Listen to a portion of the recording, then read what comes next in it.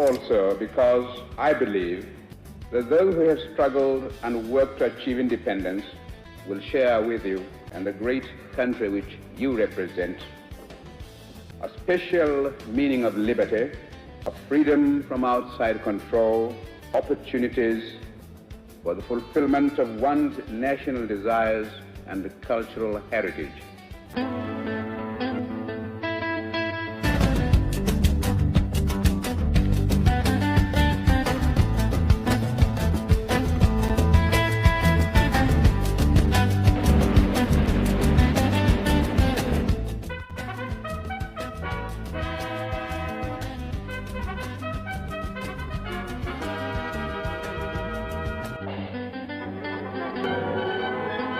Prime Minister Balewa is making an official visit to America at the invitation of the President of the United States, John F. Kennedy. Waiting at the airport to greet him are Vice President Lyndon B. Johnson, Secretary of State Dean Rusk, Mr. Joseph Palmer, the American Ambassador to Nigeria, and other high-ranking American officials. Accompanying the Prime Minister is Minister of Foreign Affairs Nwachukwu, Ambassador Udochi, and Minister Shagari and Benson, and other key members of the Nigerian government.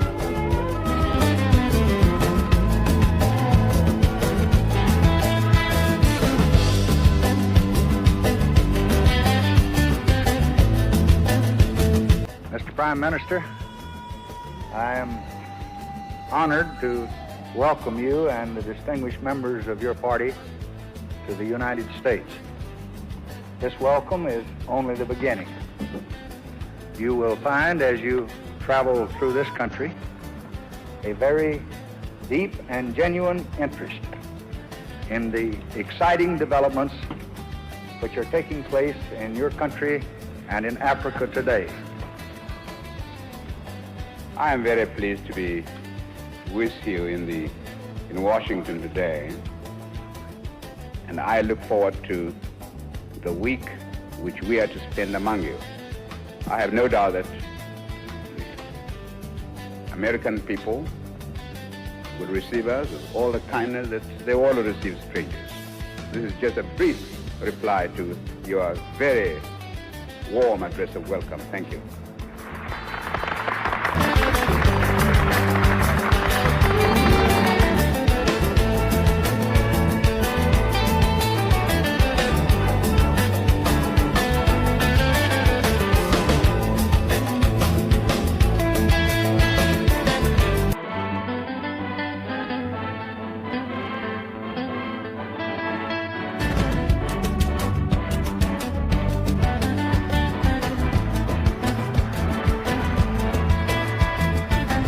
Many friendly Americans are waiting to welcome Sir Abubakar to his home in Washington.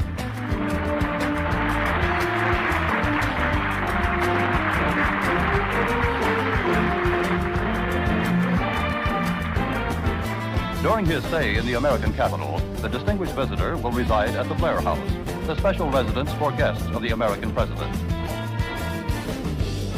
Just across the street from the Blair House is the White House, where President Kennedy awaits Prime Minister Balewa.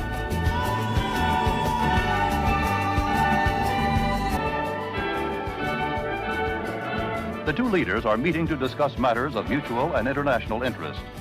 In a joint communique summarizing the outcome of their deliberations, they reaffirm their support for the principle of self-determination for dependent peoples and their unalterable opposition to racial discrimination under any name or in any guise.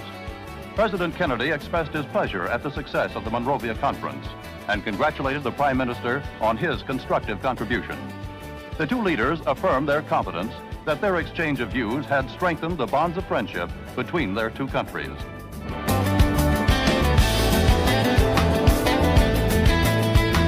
The next stop for Sir Abubakar is a memorial to one of America's best-loved presidents, Abraham Lincoln. The Lincoln Memorial is a goal for every visitor to the American capital. Tourists from all over the world are drawn by a reverence for the man known by all men as the great emancipator. As they stand before the statue of Lincoln, the Prime Minister and his party remember the words in which Lincoln addressed his countrymen.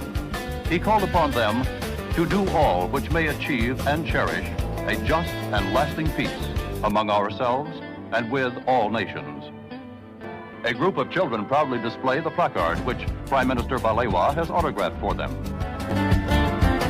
The United States Department of State is the Prime Minister's next stop. An exhibit of photographs from Nigeria and of Nigerian arts and crafts has been planned to coincide with Sir Abubakar's visit. This exhibit is aimed at helping Americans to understand the progress being made in Nigeria. Prime Minister Balewa is once again warmly greeted by Secretary of State Dean Rusk. The meeting affords an occasion for the two men and their advisors to confer on a wide variety of subjects.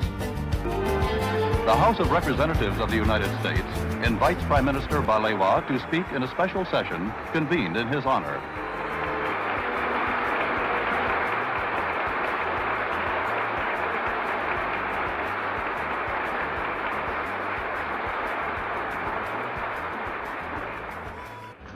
I regard it as a signal honor and privilege to be invited to address this world-famed gathering, not only because the United States of America is one of the leading nations of the world and one of the most powerful and advanced on earth today. No one who visits the United States of America will fail to notice the effects of a free society and of a democratic system of government in which the rulers are the embodiments of the will of the people, and where the activity of those who rule are reviewed frankly from time to time by the entire population. We admire the American way of life, and we respect the people of the United States for their love of freedom. The spirit of freedom which was kindled in the hearts of the founders of your great nation and has impelled you to great feats in moments of national emergency, as well as in your daily activities. That same spirit has shown itself in Africa, and we are determined that the flame of freedom once alight shall not go out again in our continent.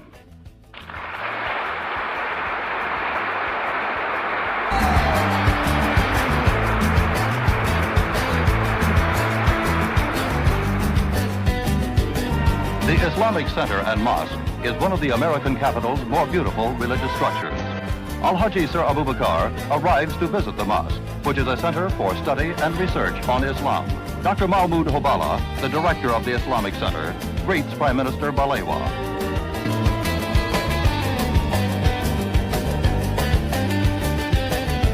Dr. Hobala personally conducts his distinguished visitor on a tour of the center and answers the Prime Minister's questions about its varied activities. When Sir Abubakar visited the United States in 1955, the Islamic Center had not yet been completed.